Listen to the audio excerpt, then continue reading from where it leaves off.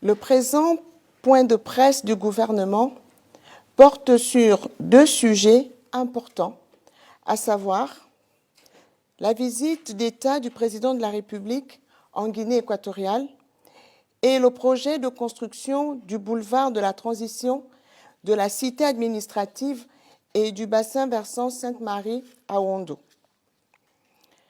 Concernant la visite d'État du président de la République en Guinée équatoriale, ce mercredi 4 juin, le président de la République, chef de l'État, chef du gouvernement, son Excellence Brice Clotaire Oligui Nguema, s'est rendu à Malabo en Guinée équatoriale où il a été chaleureusement accueilli avec les honneurs dus à son rang par son homologue équato-guinéen, son Excellence Teodoro Obiang Nguema Bazogo.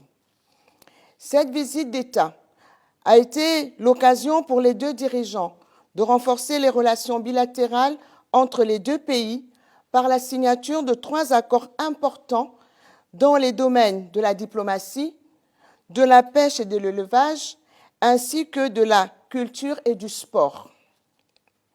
Par ailleurs, soucieux de préserver la paix entre les deux nations sœurs, les deux chefs d'État ont réaffirmé leur volonté commune de parvenir à un règlement fraternel du différend frontalier autour des îles Mbagné, Cocotier et Konga.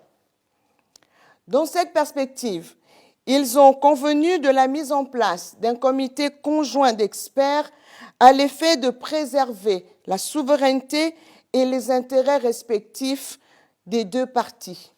Enfin, dans le prolongement de cette visite, le chef de l'État prendra part le 7 juin 2025 à la 26e session ordinaire de la Conférence des chefs d'État et de gouvernement de la Communauté économique des États de l'Afrique centrale, CEAC, sur le thème « Consolider les acquis de la réforme de la CEAC pour accélérer l'intégration régionale et la construction d'une communauté de destin en Afrique centrale ».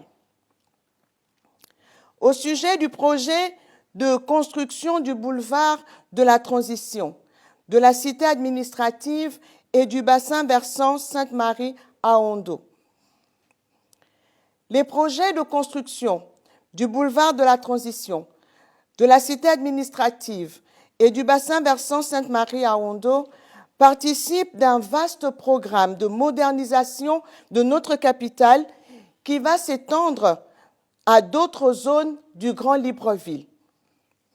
Cette opération a pour ambition d'améliorer les conditions de vie des populations, de réduire de manière significative les embouteillages, les inondations et de lutter contre le mal-logement. Elle permettra de corriger progressivement les errements du passé en matière d'urbanisation. Cette noble ambition a contraint le gouvernement à initier une opération de déguerpissement menée par les éléments du génie militaire au quartier Plein-Oreti, le long du bassin versant Sainte-Marie à Ouando et sur d'autres sites. Cette opération a suscité des réactions diverses dans l'opinion. Cette situation est malheureusement la conséquence du lourd héritage de notre passé commun que nous devons porter ensemble pour construire le Gabon meilleur dont nous rêvons tous pour nous-mêmes, pour nos enfants et pour les générations futures. Les administrations en charge de ces projets déplorent le préjudice causé aux populations et restent très attentives au respect des droits en vigueur en la matière. Je vous remercie.